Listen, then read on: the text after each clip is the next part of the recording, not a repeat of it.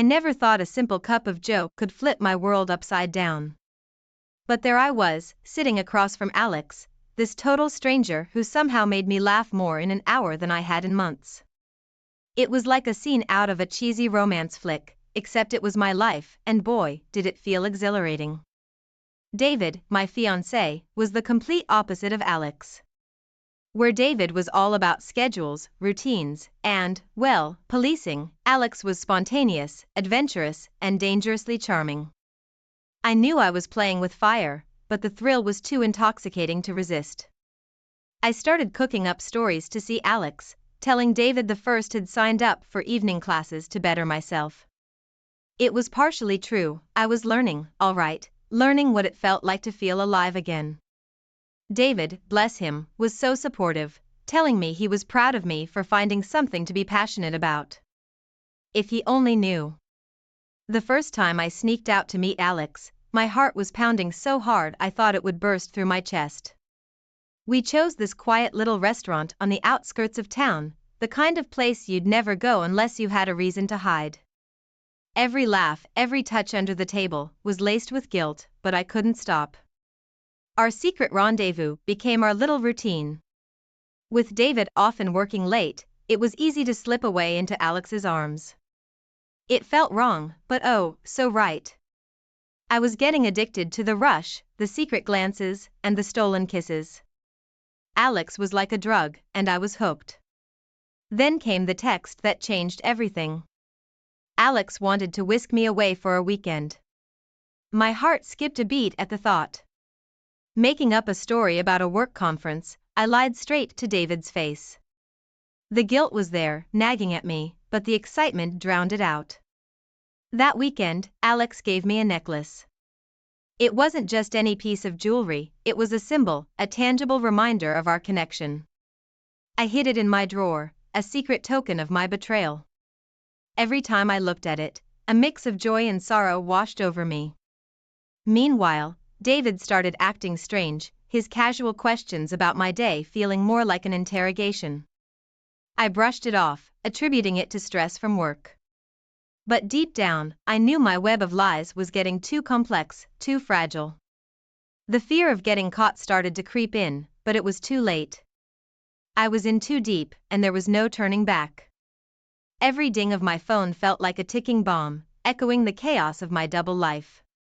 Here I was, crafting an art out of lies, deleting messages from Alex as soon as they popped up, and concocting alibis that even I started to believe. The thrill of sneaking around with Alex was shadowed by the dread of getting caught. It was like living on the edge of a knife, and honestly, part of me loved the adrenaline rush. But David, oh David, he wasn't the oblivious fiancé I hoped he'd be. I noticed the way his eyes lingered a bit too long, piecing together the fragments of my poorly spun tales. My heart would race not just for the excitement of my secret romance, but also for fear of what lay ahead. Then came the night that could have changed everything. David, in a rare moment of spontaneity, planned a surprise dinner at our place. He wanted to reconnect, he said. But fate, or rather Alex, had other plans. A text came through, an urgent plea for one of our rendezvous, and like the fool I was, I ditched David's dinner, mumbling something about a work crisis. The guilt gnawed at me, but the pull towards Alex was stronger. Lying in Alex's arms that night, a part of me wanted to end this charade. The lies were suffocating, the deceit too heavy a burden. Yet, the thought of cutting ties with Alex, of going back to my life with David without the spark Alex ignited in me, felt like a fate worse than getting caught. Unbeknownst to me, David had grown suspicious enough to shadow my steps, his cop instincts kicking into high gear. That night, as I was lost in Alex's world, David was out there, piecing together the truth one observation at a time.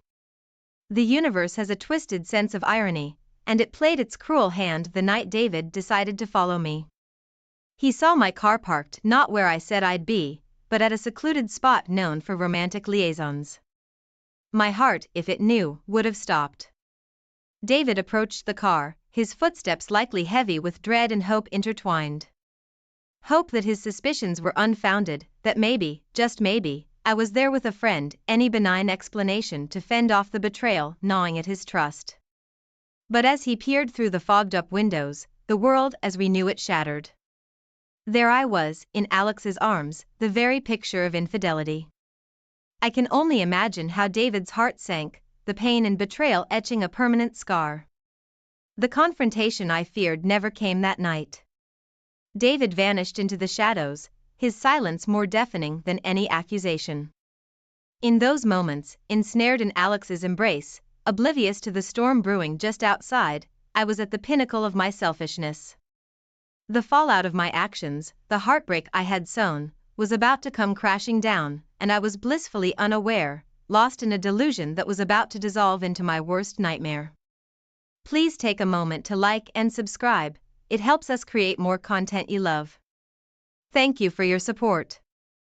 As I melted into Alex's arms, lost in the laughter and whispers of promises we knew we couldn't keep, I was oblivious to the storm brewing just outside. My world, built on fragile lies, felt secure in that moment, a dangerous illusion that blinded me to the crumbling foundations of my life with David. David, my once devoted fiancé, had become a silent witness to my betrayal. Retreating to the sanctuary of his police car, he wrestled with a tempest of emotions. Betrayal, anger, a profound sense of loss. From the shadows, he watched the woman he loved share tender moments with another man, each laugh, each kiss, a dagger to his heart. Yet, in the throes of his pain, he found resolve. If words had abandoned him, evidence would speak volumes. In the days that followed, David became a ghost, a specter trailing my every move with a detective's precision. He collected evidence of my affair with the meticulousness of an artist, each photo, each message, a stroke in the portrait of my deceit. Meanwhile, I was adrift in a sea of denial, planning another escape with Alex, believing I could juggle my double life with the finesse of a seasoned acrobat. The thrill of the forbidden clouded my judgment, making me blind to the unraveling of the world as I knew it. But David, in his silent anguish, had not been idle. One day, he confronted Alex, embodying the cold authority of his badge. "Stay away from her," he demanded, his voice a chilling blend of warning and threat. The encounter shook Alex to his core, a testament to the seriousness of the situation we had all underestimated. Alex, caught in the crossfire of passion and peril, agreed to end the affair. Yet, his heart was at war with his mind. He had fallen for me, a reality as inconvenient as it was undeniable. The complexity of our emotions, tangled like a knot too tight to unravel, set the stage for a confrontation none of us were prepared for. Unaware of the seismic shifts occurring just beneath the surface of my duplicitous world, I continued on, blind to the impending collapse. My heart, divided between two men, was a battleground of desire and duty, a war one was destined to lose. The fabric of lies I had woven around myself was about to unravel, leaving me exposed to the harsh light of truth. In this game of hearts and deceit, the cost of my choices was about to become painfully clear. The buzz of my phone shattered the silence, a cold, impersonal text from Alex, piercing through the facade of normalcy I'd clung to. "We can't do this anymore. I'm sorry." Just like that, my world tilted, leaving me gasping for air, confused and heartbroken. I hammered out reply after reply, but silence met my pleas. Alex, the man who'd whispered sweet nothings and promised hidden tomorrows, had vanished, leaving me to drown in the aftermath of our folly. Desperate, I called him, each ring a sharp reminder of the reality I faced. But Alex was gone, swallowed by the shadows, his fear of David's retribution severing the ties that bound us. I was alone, truly alone, the weight of my actions crashing down on me. In the midst of my turmoil, a sliver of hope flickered. David, my David, maybe, just maybe, I could salvage the ruins of our relationship. I turned my focus back to him, oblivious to the storm that brewed in his silent, knowing gaze. David's invitation to a romantic evening caught me off guard, a chance, perhaps, to mend the fractures, to weave back together the tapestry of our love. But as we drove to the location, the air between us was charged, heavy with unspoken words. David's silence was a vast chasm, stretching further with each passing mile. The place he chose was no coincidence. It was the very spot where the veil of lies had been lifted, where my betrayal was laid bare under the stark moonlight. My heart raced, a premonition of the impending confrontation sending shivers down my spine. As we arrived, David's movements were deliberate, his silence finally breaking under the weight of the evidence he laid before me. Photos, texts, and, most damning of all, the necklace from Alex. Each piece a testament to my betrayal, a narrative of deceit that I could no longer deny. My attempts at explanation were feeble, desperate. "David, please, let me explain." It wasn't, but my words dissolved into the chilly air, David's expression unyielding, a mask of stone-cold finality. The man I loved, the man I had hurt beyond repair, stood before me, a stranger clad in the armor of his pain. In that moment, the magnitude of my actions crashed over me. The lies, the secret meetings, the stolen moments with Alex, all of it culminated in this singular, devastating point of no return. David, once my anchor, had become the judge of my folly, his verdict clear in the silent withdrawal of his heart. The confrontation I had dreaded, yet subconsciously anticipated, unfolded with a brutal clarity. David's evidence was irrefutable, his pain palpable, and my guilt a chasm too vast to bridge. My pleas for forgiveness, for understanding, fell on deaf ears, the chasm between us widening with each word I uttered. Caught in the web of my own making, I faced the ruins of the life I had once cherished. The man I had vowed to love and cherish stood before me, a living embodiment of the trust one had shattered. In his eyes, I saw the reflection of the woman I had become, a stranger to myself, lost in the labyrinth of choices that led us here. The confrontation, though silent and cold, was a cacophony of unspoken recriminations, a dance of shadows and regrets. As the reality of my betrayal settled in, the finality of David's judgment echoed in the void left by his departing back. The love we had shared, now a casualty of my indiscretions, lay in tatters at our feet, a poignant reminder of the cost of my actions. There's a certain kind of silence that follows the shattering of a world. The kind that echoed around me as David, with a voice empty of warmth, declared us done. "I can't trust you again," he said, and each word was a nail in the coffin of our relationship. No anger, no yelling, just the cold, hard truth cutting through the night air. I was desperate, grasping at straws, trying to stitch together what was left with pleas and promises. "David, please, I'm so sorry. I didn't mean for any of this to happen. We can fix this, can't we?" But my words were just whispers in the wind, futile against the storm of betrayal. He left me there, right where he found me in Alex's arms, turning his back on us, on me, on everything we had built together. It was a symbolic end, cruelly fitting, and as his car drove off into the night, the finality of it all hit me like a freight train. I was alone, truly alone, for the first time in years. Walking back home was a blur, my thoughts a jumbled mess of regret and disbelief. How had I let things get so far? How could I have been so selfish? The questions circled in my mind, but no answers came. Only the heavy weight of my choices, pressing down on me. Arriving home to find my belongings piled outside was a punch to the gut. David had wasted no time erasing me from his life. Every trace of our shared existence tossed out without a second thought. It was a clear message. I was no longer welcome in the life we had shared. In the days that followed, I reached out to friends, looking for some semblance of support, but the coldness of their responses was a bitter pill to swallow. My actions had cast a long shadow, and it seemed I had lost more than just David. I had lost the trust and respect of those I cared about. In a moment of desperation, I tried to reconnect with Alex, hoping for some comfort in the familiarity of his arms. But even he was out of reach, having moved on, unwilling to entangle himself further in the mess we had created. His rejection was a sobering reminder of the consequences of my actions. The isolation was palpable, a constant companion in the empty apartment I now called home. The silence was a stark contrast to the life I had known, filled with laughter, love, and the warmth of companionship. Now, there was only emptiness, a void where my heart used to be. As the reality of my situation settled in, the magnitude of my mistake became painfully clear. I had destroyed everything for a fleeting moment of happiness, and now I was paying the price.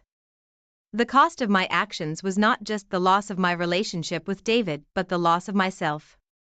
I had become a stranger, someone capable of inflicting such pain without a second thought. The days turned into weeks, and the initial shock gave way to a deep, gnawing ache. An ache for what had been and what could never be again. I was adrift, caught in the turbulent waters of regret, with no shore in sight. In my darkest moments, I realized the truth of it all. My downfall was not just the end of a relationship, it was the shattering of the person I once was. The pieces of my former self lay scattered, a puzzle too complex to put back together. And so, I was left to navigate this new reality, a world where I was the architect of my own ruin. The journey ahead was uncertain, a path marred by the shadows of my past. But one thing was clear. The road to redemption, if it existed, was mine to walk alone. Walking into the office felt like stepping into a court of judgment. The whispers started the moment I crossed the threshold, my colleagues' eyes darting away as I approached. It was as if my personal life had become the hottest topic of office gossip, each whisper a sharp reminder of the scandal I'd unwittingly become the center of. My professional life, once a source of pride, had morphed into another battleground where I faced the repercussions of my choices. The realization of my complete and utter isolation hit me hard. The friends I once confided in, the family members who'd cheered on my engagement, were now distant, their interactions tinged with disappointment and judgment. It was as if my decision had erected an invisible barrier between me and the world, leaving me to navigate the aftermath alone. One day, I caught a glimpse of David from across the street. He was laughing at something his partner said, a reminder of the life and love I'd squandered. Seeing him so unaffected, moving on with his life while I was stuck in this limbo, was a painful reminder of all that I'd lost. The thought of leaving town, starting over somewhere new where no one knew my name or my shame, was enticing. Yet, as much as I yearned to escape, I knew that running wouldn't erase the guilt or the memories. My actions had rooted me to this place, a constant shadow that loomed over any possibility of a fresh start. I sought solace in solitude, trying to rebuild myself from the ground up. But the loneliness was overwhelming, each attempt at forming new relationships hampered by the knowledge of my past indiscretions. It was as if my betrayal had branded me, a mark that I couldn't escape no matter how hard I tried. Meanwhile, David's career soared. I heard through the grapevine about his promotions, his commendations. It was a bittersweet realization to see him thrive while my world crumbled.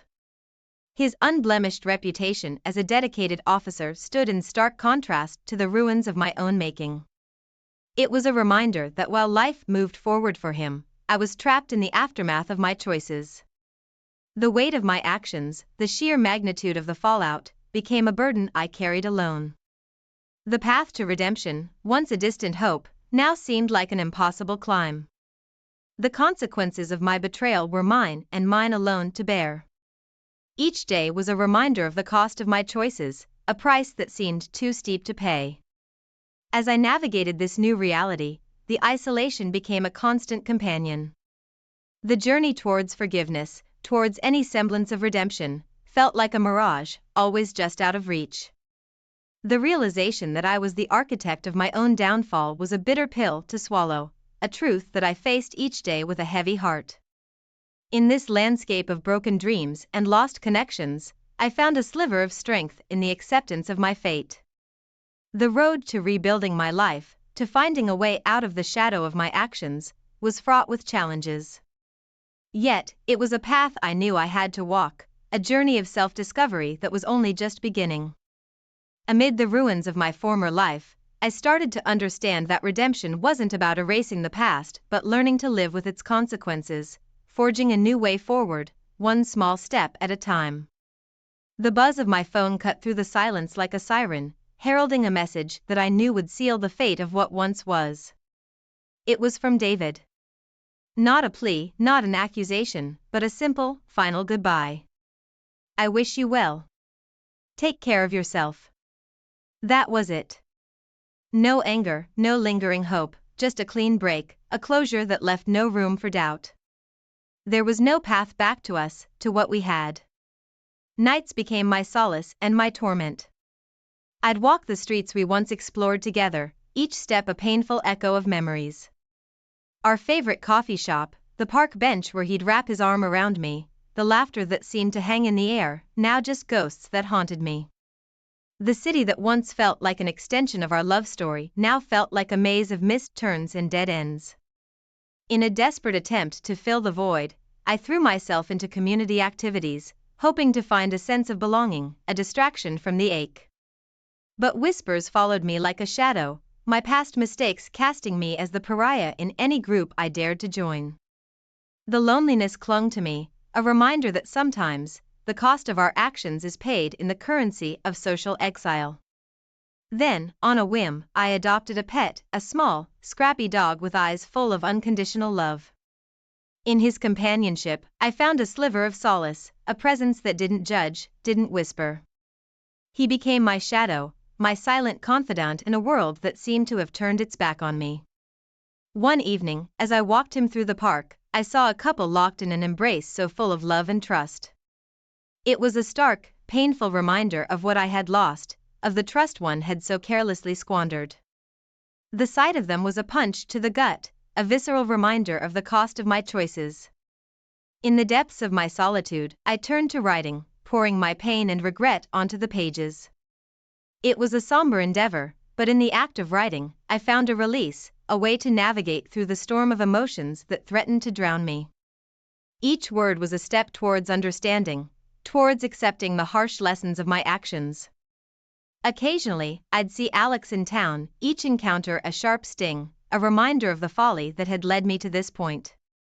We never spoke, our eyes barely meeting, but the weight of what had transpired hung heavily between us, an unspoken acknowledgement of the wreckage left in the wake of our affair.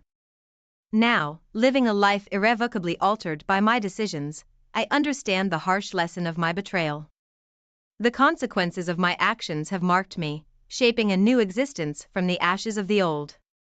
My story has become a cautionary tale, not just of loss and regret, but of the profound impact our choices have on the trajectory of our lives. This journey, marked by solitude and reflection, has taught me the true cost of betrayal.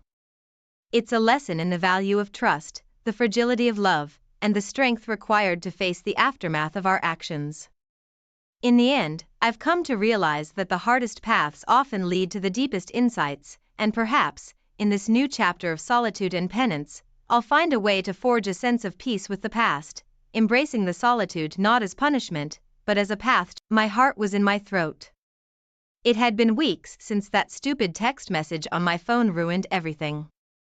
I was staying at Beth's, but even her spare room started to feel like a prison. The shame was suffocating, a relentless ache in my chest.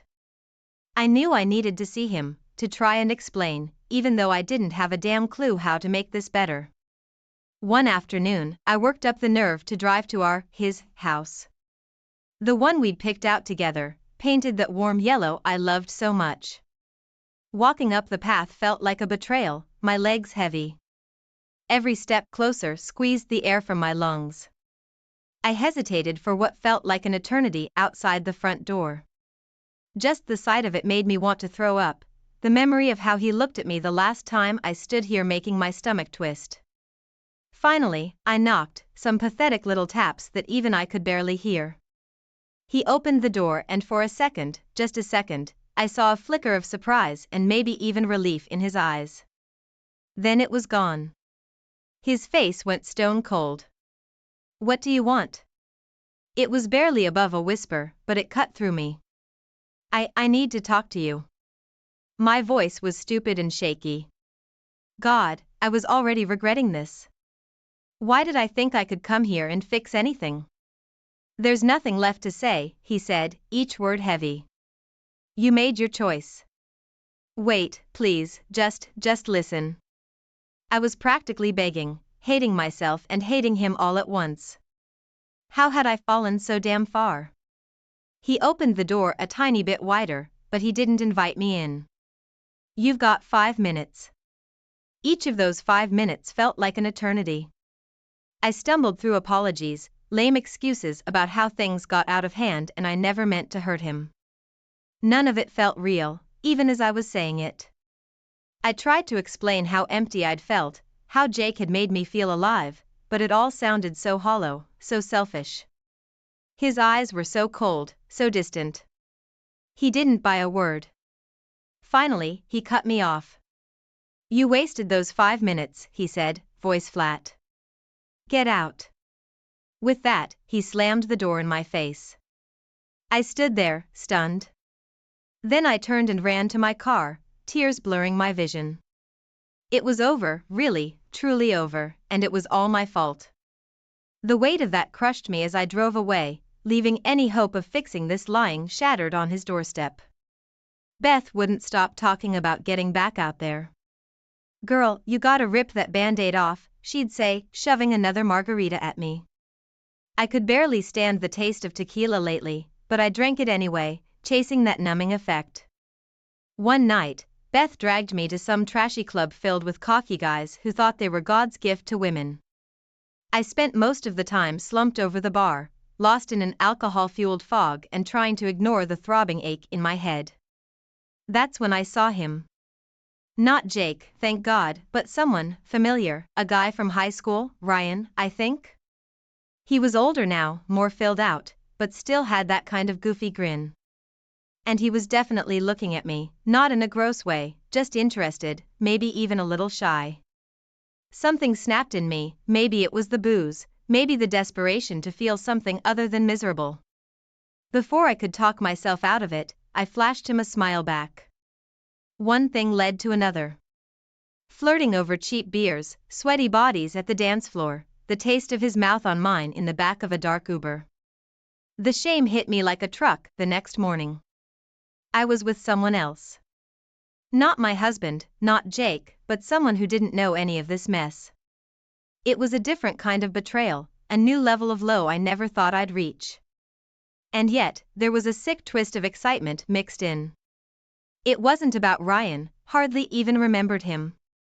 It was the proof that I still could be desirable. I disgusted myself, and still, couldn't resist looking at my phone, half hoping, half dreading, that he might text. I knew this was getting out of control.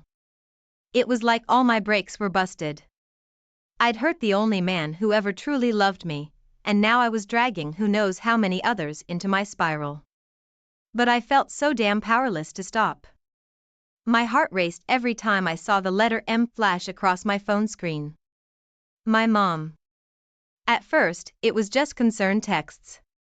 Are you doing okay, honey? Or, missing you at Sunday dinner. But I knew the gentle probing would escalate into something more serious soon. She was relentless, my mom.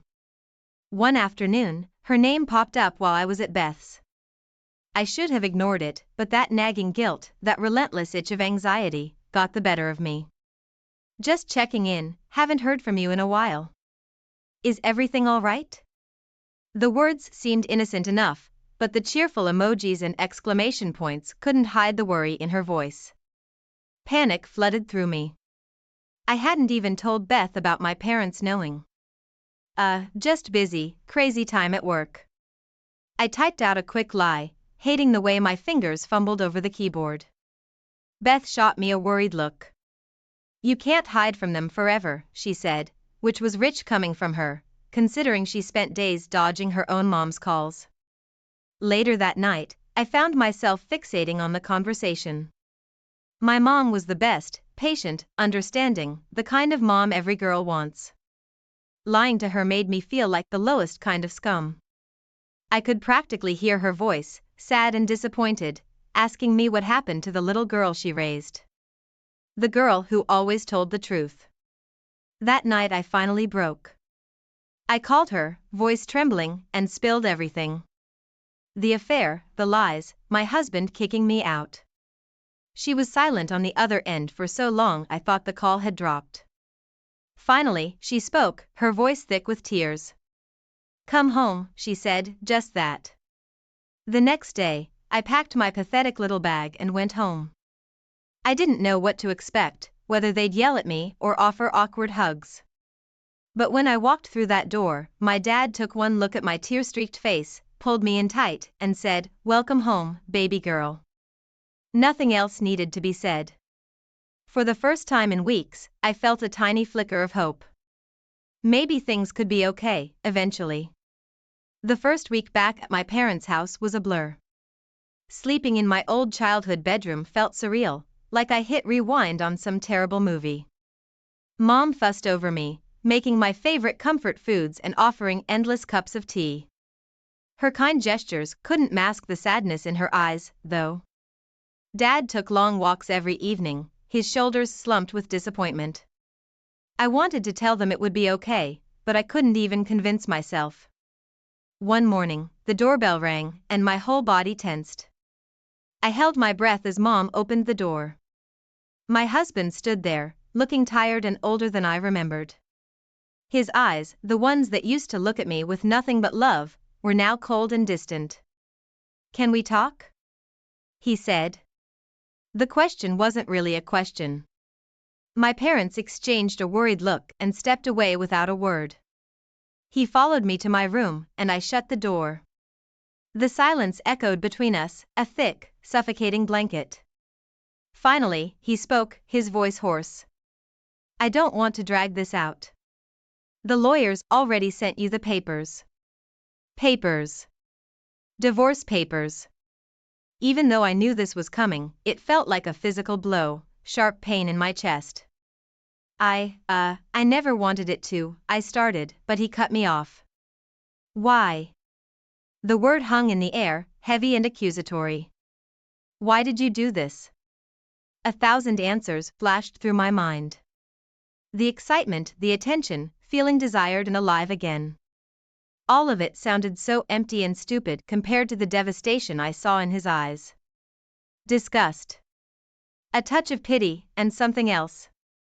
A flicker of a wound deeper than I could understand. "I don't know," I choked out, which was the truth, the pathetic, cowardly truth. "I messed up. Badly." He stared at me for a long, painful moment, his expression unreadable. Then, he simply nodded. He didn't offer forgiveness, didn't even raise his voice. He just turned and walked out. With every step down the hallway, it felt like any chance at fixing it, any hope for the future we'd planned, walked out with him.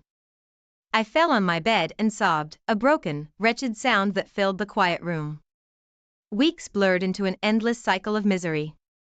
Going back to work was out of the question. I couldn't face the whispers and pitying stares. Mom tried to drag me out for walks, Dad suggesting I get a hobby, anything to keep busy. But I just wanted to curl up into a ball and let the shame swallow me whole. Then, one day, a thick envelope arrived in the mail. My name was scrawled across the front in an unfamiliar, overly formal handwriting. My heart hammered in my chest as I tore it open. Inside were a stack of documents, with words like summons and petition jumping out at me.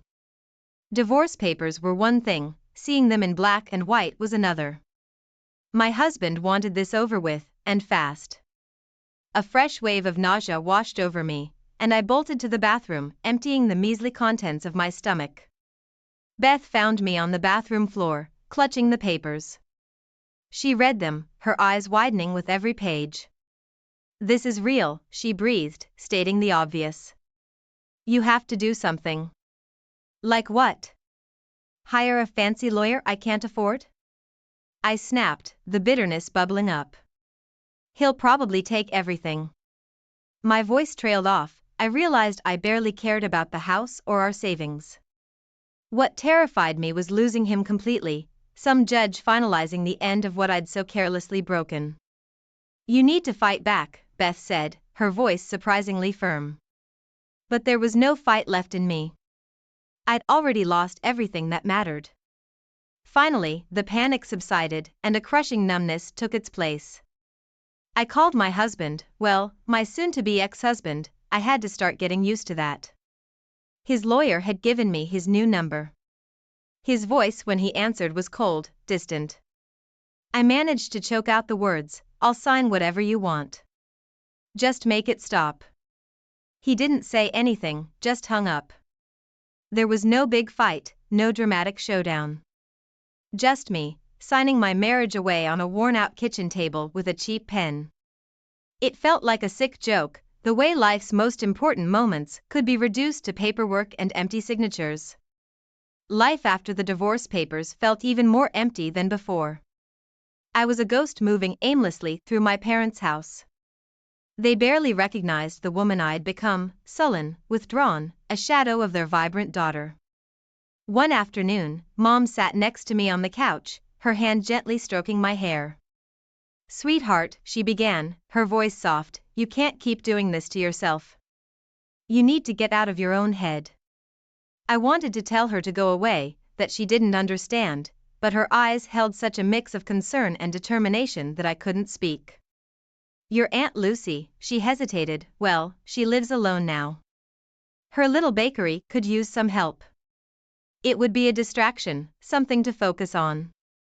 I just stared at the worn carpet, unable to imagine myself doing anything, especially not facing customers with the weight of my shame hanging over me. Yet, the alternative, endless days spent moping, seemed unbearable. With a sigh of resignation, I agreed. Maybe a bit of mindless work was exactly what I needed. The next day, I found myself driving to my aunt's town, a quaint little place I hadn't visited since childhood. Lucy was older, grayer, but her smile still held the same warmth I remembered. She welcomed me with a tight hug and a flurry of questions, mostly about how I was doing, which I politely sidestepped. When she led me into the bakery, a wave of nostalgia hit me, the sweet smell of cinnamon, the soft hum of the ovens. My tasks were simple at first. Measuring flour, kneading dough, icing cupcakes. It was repetitive, almost soothing, requiring just enough attention to distract me from the constant churning in my head. Some days, customers would smile at the girl behind the counter, the one with sad eyes and tired movements. They didn't know my story, didn't see the mess I'd made of my life. Maybe a little anonymity was exactly what I needed in order to start picking up the pieces. The bakery became a strange sanctuary. Even with the small-town gossip swirling outside its doors, the steady rhythm of baking soothed something within me. Aunt Lucy was a surprisingly good, if unintentional, therapist. She didn't push me to talk about what happened, but between frosting batches of cookies and boxing up orders, she'd share little bits of wisdom. "Sometimes, the biggest messes are what make the best bread," she'd say while kneading a stubborn lump of dough. Or, "A cracked bowl still holds soup just fine," with a wink. I wasn't sure if she knew what had happened, but her quiet acceptance meant more than any words. One afternoon, a familiar figure walked into the shop. My stomach clenched. Jake. He looked different, shabbier, his usual cocky grin replaced by something like desperation. My first instinct was to run, to hide in the back room.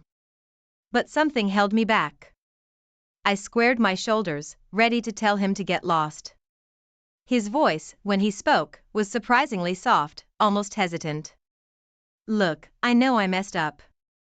I was an idiot and you think that changes anything?"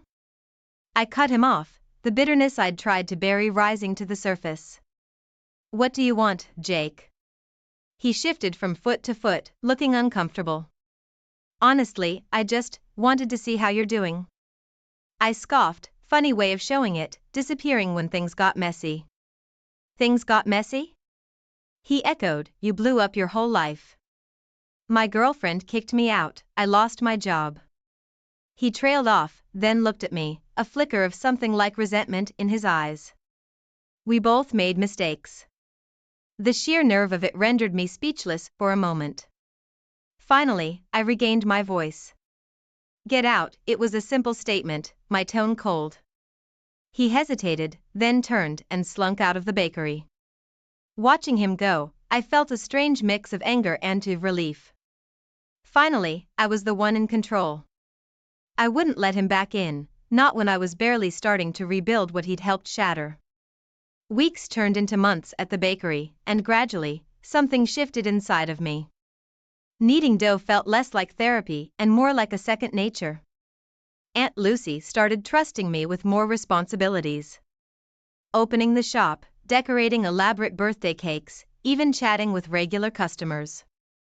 I was finding a rhythm again, a routine far removed from the chaotic mess I'd left behind. Then one day, the bubble burst. A group of women I vaguely recognized from high school walked in, giggling amongst themselves. They were customers, nothing more, but when they saw me behind the counter, their laughter went silent. The judgment was clear in their eyes. Their pity mixed with an odd sort of excitement, like they couldn't wait to recount the story of how they'd seen me, the town's scarlet woman, reduced to selling cupcakes. My face burned, shame and rage twisting in my gut. It took all my strength to smile politely and take their order. Once they left, I hurried to the back room, tears welling up in my eyes. All those weeks of feeling somewhat normal disintegrated in an instant. Later, Aunt Lucy found me slumped against the giant flour bags, silently sobbing. She didn't ask questions, just held me as I cried, then handed me a cup of strong, sweet tea. You know, she said finally, her voice gentle, it'll get easier. The gossip will die down, people have short memories. And some, well, you learn who your real friends are. That's when I told her everything. Not just about Jake and the affair, but the crushing guilt, the emptiness. All poured out in a messy, tearful confession. I expected her to be disappointed, maybe even disgusted. But her eyes just filled with sadness. Oh, honey, she sighed, stroking my hair. You made a foolish mistake, true. But you're not a bad person. You're just hurting. Her kindness broke me even further. For the first time in forever, I felt like maybe, just maybe, I might be worthy of forgiveness, even if I couldn't yet offer it. At the heart of the city, the cafe buzzed with life, but there I was, feeling like a shadow. Across the table, Tom, my husband, buried in his tech world, glanced up, concern flickering in his eyes as I laughed a little too loud with the guy next to us. Just a bit of fun, I thought, shrugging off the worry in Tom's look. Tom's world was code, endless nights tapping away for the next software release. Me, I became part of the furniture, waiting for a glance, a conversation, anything. He's married to his job, I'd joke, but the bitterness was hard to swallow. Drinks with Lisa became my escape. He doesn't see you, girl, she'd say, her words fueling my resolve. Make him notice. So, the plan took shape, a game of jealousy, sure he'd never stray. I'd push the boundaries, safe in the belief that Tom, my constant, would always be there. Nights out turned into performance art, each photo tagged and shared, a digital breadcrumb trail of my defiance. Tom's voice, once a constant, now battled against the silence of unanswered calls. He'll finally see, I assured myself. Then, out of nowhere, let's go away for the weekend, Tom suggested, a lifeline amidst the chaos. But I was too far down my path, lying about a business trip that didn't exist. Instead, I met Alex, an echo from my past, and made a choice that felt like freedom but tasted like betrayal. Little did I know, Tom, in his quiet way, had been trying to bridge the distance between us, installing cameras at home, a misguided attempt at safety that became the witness to my greatest mistake. Alex, walking through the door of our home, his presence a stark contrast to Tom's absence, was caught on film, a moment of weakness, now etched in digital memory. Each action, a step further away from the life I knew, driven by a gamble that Tom, my rock, would never leave. Yet, there I was, orchestrating my own downfall, blind to the cliff edge until it was too late. The thrill of secrecy became my new addiction. Each stolen moment with Alex felt like a daring challenge to the mundane. Just a bit longer, I'd tell myself, convinced I could navigate this double life without consequence. But our small world wasn't as vast as I'd hoped. Jenna, a friend both Tom and I cherished, saw me with Alex. Her conflict was palpable, a storm of loyalty and truth brewing behind her eyes. Should I tell Tom? She pondered aloud when we next met, her voice trembling with the weight of her dilemma. I laughed it off. You're imagining things, but the fear settled in my bones. Tom, my distant husband, now seemed to move with a purpose I couldn't decipher. Just work stress, I reasoned, ignoring the nagging doubt. Yet, he was laying his own trap, hiring a private investigator to shadow the life I thought I'd hidden so well. The day Tom confronted me was like any other until it wasn't. He sat me down, a calmness in his demeanor that belied the storm to come. Photos, videos, undeniable proof of my betrayal laid bare on the kitchen table. I know about Alex, he said, each word a hammer to my facade. Fury and hurt waged war behind his eyes, but he chose strategy over chaos. He began documenting everything, a silent sentinel gathering evidence for a battle I didn't know we were fighting. Emboldened by my delusion, I pushed the boundaries further, blind to the quicksand at my feet. Tom's next move was a masterstroke in this chess game I hadn't realized we were playing. Let's renew our vows, he suggested, a test wrapped in an olive branch. I agreed, seeing it as an exit ramp from the mess I'd created, planning one final rendezvous with Alex before closing that chapter for good. But as I prepared for what I believed would be a fresh start, Tom's silence spoke volumes. The vow renewal, a facade to gauge my sincerity, became the battleground for a war of hearts I was destined to lose. The vow renewal was supposed to be our fresh start, a day draped in promises and white linen. Yet, as I stood there, a sense of dread coiling in my stomach, I couldn't shake the feeling that I was walking into a storm. The room fell silent as Tom stepped forward, not with love in his eyes, but a cold resolve. I know about Alex, he declared, his voice echoing off the walls, each syllable a dagger. There, in front of everyone we knew, he laid bare my secrets, the evidence projected for all to see. I scrambled for words, for any thread of explanation that might mend the chasm between us. Tom, let me explain, I pleaded, reaching for him, but he was a statue, unmoved by my desperation. There's nothing to say, I'm filing for divorce, he stated, turning away as if our years together meant nothing. Shattered, I sought refuge in the one place I thought I'd find solace, Alex. But reality's harsh light stripped away the fantasy, leaving me with nothing but his apathy. I'm not looking for anything serious, he said, his indifference a second betrayal. I dialed Tom's number, only to be met with a cold, automated rejection. He had erased me from his life, his number changed, his presence vanished. The finality of his decision was a void I couldn't fill. Then came the knock, the final nail in the coffin of our marriage. Tom's lawyer, with papers that spoke of divorce and restraining orders, citing my reckless behavior. I was being exiled from the life we built together. My belongings, once shared with love, were now debris on our doorstep. The locks changed, my keys useless in my hand. This house, once a home, now a fortress from which I was banished. But the cruelest cut came from an unexpected blade. My shame, once confined to whispers, was now a spectacle for the world to see. The security footage, our private moments, splashed across a popular local blog. Tom's revenge reached far beyond our shattered vows, branding me an outcast not just in our circles, but to anyone with an internet connection. In that moment, standing alone, the weight of my choices came crashing down. The gamble I took with his heart, sure he'd never leave, had cost me everything.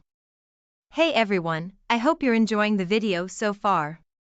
If you do, please take a moment to hit that like button, it really helps me out and lets me know you appreciate the content.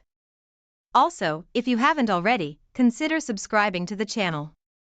Subscribing is a great way to stay updated with all the latest videos and to be part of our growing community. It's quick, it's free, and it ensures you won't miss out on any upcoming content. So go ahead, smash that like button and hit subscribe. Your support means a lot and keeps this channel going. Thanks for watching. The city's lights couldn't outshine the darkness I carried with me. Everywhere I turned, whispers and stares followed, a constant reminder of a scandal I could never outrun. Finding a job became a Herculean task. My name was now synonymous with betrayal. Social media, once a haven, turned hostile overnight. Messages flooded in, each one a knife twisting deeper. "You deserve everything coming to you," they said. With a heavy heart, I deleted my accounts, retreating into the shadows. A new city promised a fresh start, but my past clung to me like a shadow.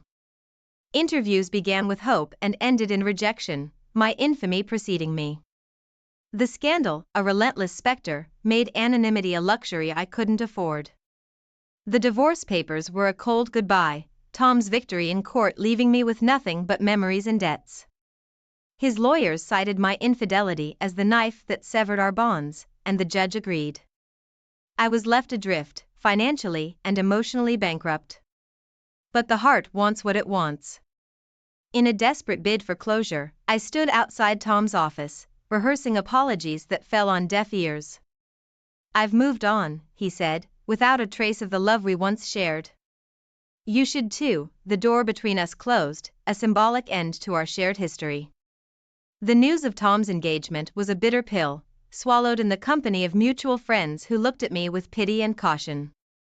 He had rebuilt his life, brick by brick, while I remained entangled in the ruins of ours.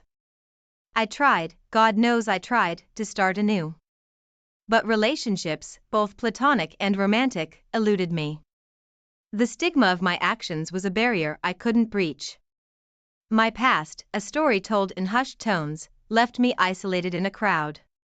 Each day was a battle, a struggle to redefine myself beyond the scandal. Yet, the shadow of my actions stretched far, a constant companion in my solitary journey. The gamble I took with his heart, sure he'd never leave, had led me here, to a place of regret and longing for forgiveness that would never come. Landing a job at a small local bookstore felt like a minor victory in a sea of defeats. My relief, however, was short-lived. Whispers snaked through the aisles soon after my past caught up with me, transforming my sanctuary into another stage for judgment. Then, as if fate hadn't laughed at me enough, an invitation arrived. Tom's wedding. The elegant script on the envelope mocked me, a cruel reminder of what I'd lost. Sent with malice by an unknown hand, it twisted the knife deeper into my already wounded soul.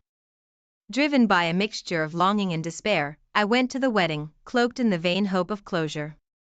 My presence was a ripple in their perfect day, promptly smothered by security's firm grip. As I was escorted out, our eyes met. Tom's gaze cut through me cold, indifferent. In that moment, I understood I was a ghost in his world, a chapter-long close. My new home became a small apartment on the city's edge, a stark contrast to the life I once knew. It was in this solitude that the full weight of my choices settled on my shoulders. Attempts to reconnect with old friends were met with closed doors and cold shoulders. "You've hurt us too much," they said, their words a final verdict on the person I had become. In the silence of my apartment, I confronted the truth of my gamble and its cost. The reflection in the mirror showed a woman broken by her own actions, a stark reminder of the path I chose. Seeking redemption, I turned to volunteer work at a local charity. Amid the shelves and the smiles of those we helped, I found a fragile peace, a purpose in the rubble of my life. Yet, even here, the shadow of my past was a constant companion, a barrier to the happiness I sought.